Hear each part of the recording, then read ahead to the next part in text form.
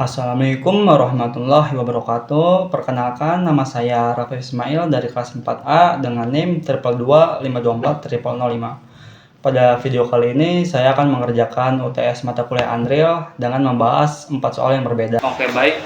Kali ini kita akan membahas soal ini. Soalnya akan saya taruh di sini. Dari soal tersebut kita mempunyai informasi yaitu bilangan asli n sama buah dan juga himpunan bilangan dua. Ini informasi yang kita ketahui dari soal tersebut. Lalu di sini yang ditanyakan yaitu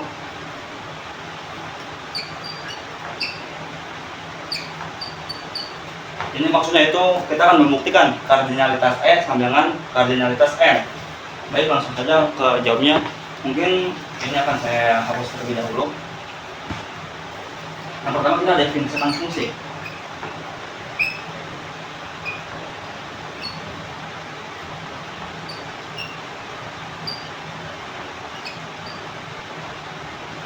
Ya, ini definisi fungsinya. Kita akan pertama membuktikan apakah ini injektif. Kita hapus terlebih dahulu.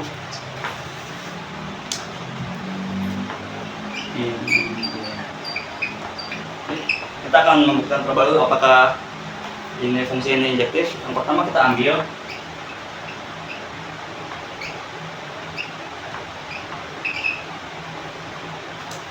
misalkan misal Fn1 2 maaf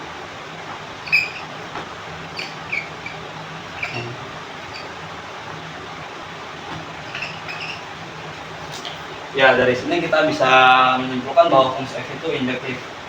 Maka pernyataan fungsi injektif itu benar. Selanjutnya kita akan membuktikan, kita harus terlebih dahulu.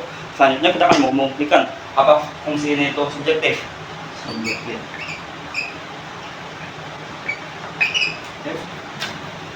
Yang pertama kita ambil sembarang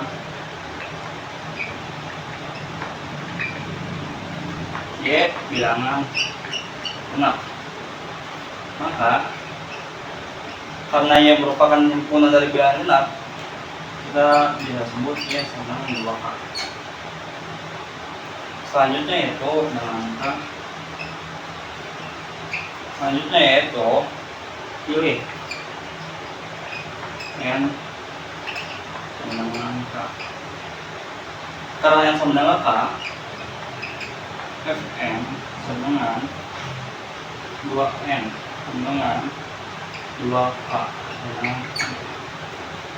Karena fungsi Fn menghasilkan Y, maka kita dapat simpulkan bahwa fungsi ini yaitu subjektif. Kita hapus terlebih dahulu. Karena fungsi tersebut injektif dan subjektif, maka himpunan N ekuivalen dengan himpunan E. Dari hasil ini kita dapat simpulkan bahwa kardinalitas N dengan kardinalitas E, maka terbukti. Iya, pada soal kali ini kita mendapatkan soal yaitu buktikan dengan kontradiksi bahwa akar 3 merupakan bilangan rasional. Nanti soalnya akan saya cantumkan di sini ya. Langkah pertama yaitu kita asumsikan bahwa akar 3 merupakan rasional. Akar 3 bilangan rasional. Dan kita misalkan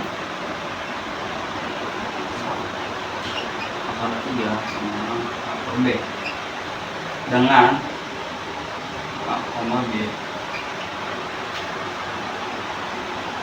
Ini GCD atau FPB ya, dari A dan B.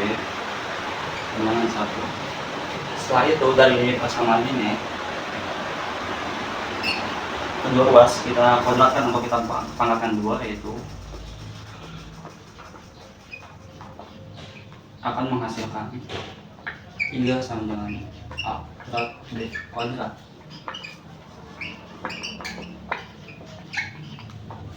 Sampai sini sudah paham ya. Lalu dari persamaan ini kita ketahui bahwa akar 2 habis dibagi oleh 3. Karena A kuadrat habis dibagi oleh 3, begitupun dengan A. A habis dibagi oleh 3. Nah, karena A kuadrat habis dibagi oleh 3 dan juga A habis dibagi oleh 3, kita misalkan A sama dengan 3K, dengan K itu bilangan bulat. Sampai sini paham ya? Karena tidak muat, kita hapus dulu.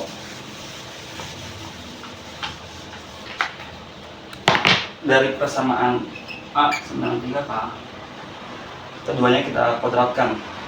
A kuadrat sama dengan 9K kuadrat. Dari persamaan ini, ingat persamaan yang kuadrat tadi, A kuadrat sama dengan 3B kuadrat. Kita sudah deduksikan nilai ini. Jadi 9K kuadrat B kuadrat. Kedua ruas kita bagi oleh 3, yaitu 3K kuadrat sama dengan B kuadrat. Dari persamaan ini seperti pada nilai kuadrat, B kuadrat juga habis dibagi.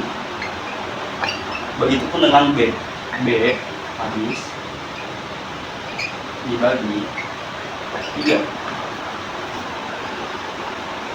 Karena A kuadrat dan juga B kuadrat habis dibagi 3, atau dengan kata lain A dan B habis dibagi 3,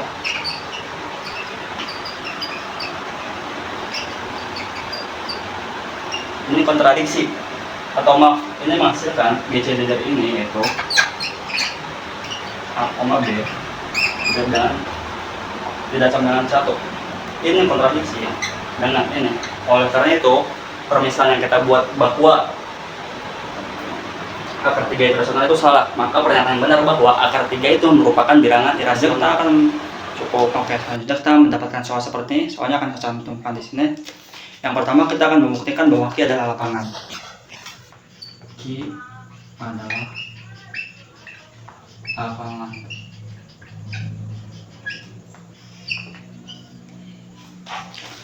Langkah pertama, kita mengambil sebarang bilangan rasional. Kita ambil A per B dan C per D, di mana B, D tidak sama dengan 0. Selanjutnya kita akan mengecek ketiga sifat, di mana ketika ketiga sifat tersebut terpenuhi, maka terbukti bahwa Q adalah lapangan. Sifat pertama yang kita akan cek yaitu sifat tertutup.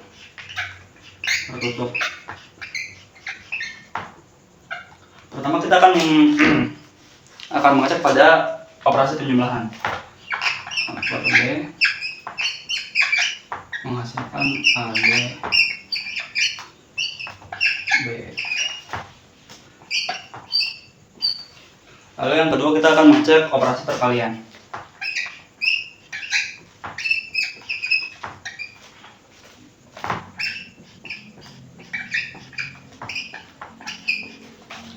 Ya, ini sifat pertama terpenuhi.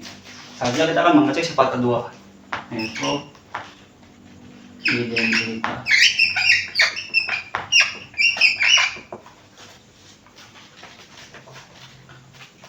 Ini 0 yaitu untuk penjumlahan, dan 1 ini untuk penjumlahan yang bernilai 0, yaitu yang bernilai 1 itu untuk perkalian. Keduanya termasuk ke dalam Q. Kedua sifat terpenuhi, kita akan mengecek sifat yang terakhir, yaitu invers.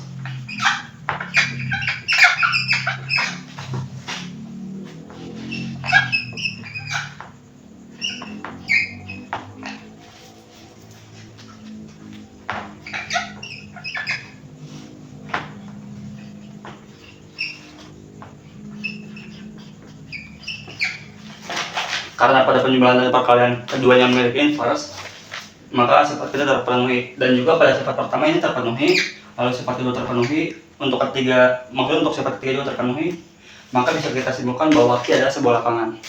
Atau maksudnya bahwa Q adalah lapangan. Baik, selanjutnya kita akan membuktikan bahwa Q itu tidak lengkap. Langkah pertama, kita ambil bilangan rasional. Ambil bilangan rasional yang mendekati 2. Maksudnya kita mengambil bilangan rasional yang mendekati akar 2. Kita sebut saja barisannya sama dengan 4,1,41, dan seterusnya.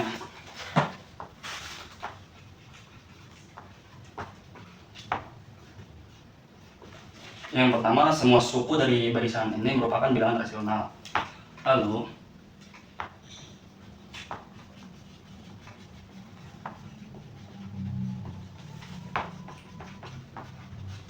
kenapa barisan ini disebut barisan Cauchy? Karena selisih dari antar suku itu semakin ke sana semakin kecil. Tapi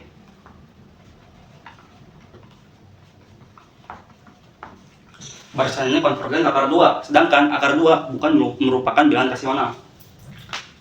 Jadi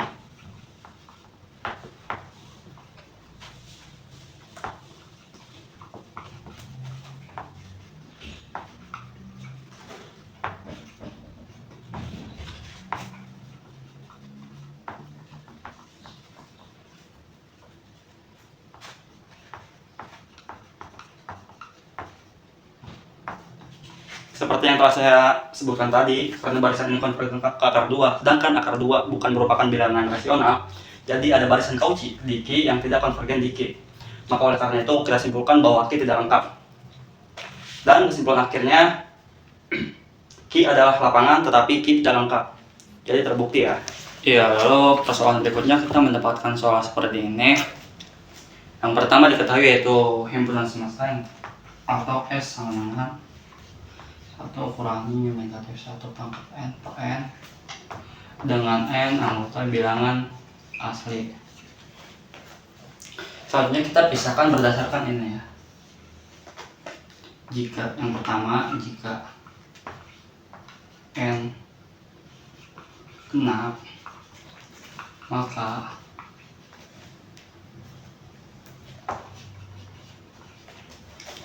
angka negatif yang berapapun jika dipangkatkan bilangan genap akan selalu menghasilkan bilangan positif. Contohnya seperti ini, negatif 1 4 bilangan genap akan menghasilkan 1. Maka S kita ambil N cenderungan 2, 1 setengah. Lalu yang kedua, jika N ganjil,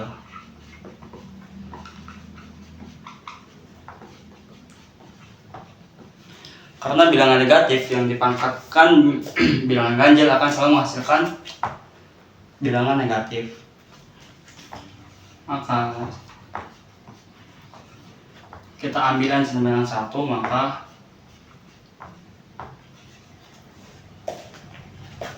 di sini dari hasil kedua ini kita bisa simpulkan bahwa infimumnya sama dengan setengah dan supermumnya sama dengan 2. Cukup. Iya, mungkin itu video terkait pembahasan 4 soal. Semoga pembahasan yang saya sampaikan itu dapat dimengerti dan dapat bermanfaat bagi siapapun yang menonton video ini. Thanks for watching.